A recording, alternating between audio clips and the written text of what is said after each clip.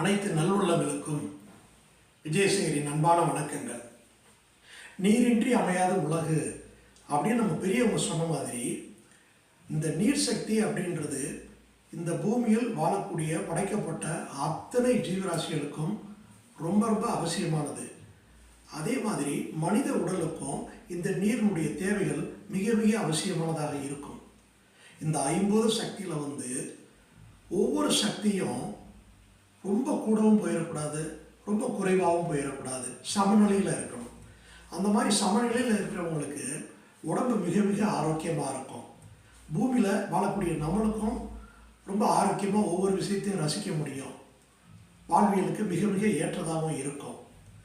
அப்போ அந்த நீர் சக்தி அப்படின்றது உடல் முழுக்க ஒவ்வொரு உறுப்புகளுக்கும் போகும்போது என்னென்னலாம் வேலை செய்யுது அப்படின்றத பற்றி அடுத்தடுத்த வீடியோவில் ரொம்ப நல்லா விரிவாக பார்க்கணுமா. மனிதர்கள் மிக மிக விரும்பி செல்லக்கூடிய ஒரு இடம் எது அப்படின்னு பார்த்தீங்கன்னா, நீர்ப்பரப்பு உள்ள பகுதிகளுக்கு அதிகமாக போவாங்க. அதாவது பீச்சு, ஏரி, குளம், அருவி, இந்த மாதிரி இடங்களுக்கு ரொம்ப ரொம்ப விரும்புவாங்க, ரொம்ப லைக் பண்ணுவாங்க. அது அதே மாதிரி ஒரு மனிதனுடைய உடலில் நீர் நம்மளுக்கே தெரியாது. ஓ, நீர் சக்தி மூலம் தான் இது நடக்குதா அப்படின்ற விஷயத்த ரொம்ப ரொம்ப ஆச்சரியமாக இருக்கும். ஒரு மனித உடலுடைய உள்ளுறுப்புகளுடைய செயல்பாடு ஒவ்வொன்றும் நீங்கள் அதை கவனிக்க ரொம்ப இன்ட்ரெஸ்டிங்காக இருக்கும். நீர் சக்தியே இல்லாத இடங்களை பாருங்களேன்.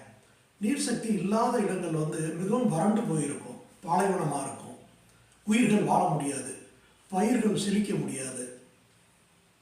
அதே மாதிரி ஒரு மனிதனுடைய உடல்லையும் நீர் சக்தி குறைவாயிருச்சு, நீர் சக்தியே இல்லை அப்படின்னா என்னென்ன விதமான நோய்கள் வருது அப்படின்ற விஷயம், இந்த நிலத்துக்கு என்ன ஒரு விஷயம் நடக்குதோ நீர் சக்தி இல்லை அப்படின்னும் போது, அதே மாதிரி மனித உடலில் நீர் சக்தி இல்லை அப்படின்னும் போது ஒவ்வொரு உறுப்புகளும் மிக மிக பாதிக்கப்படும்.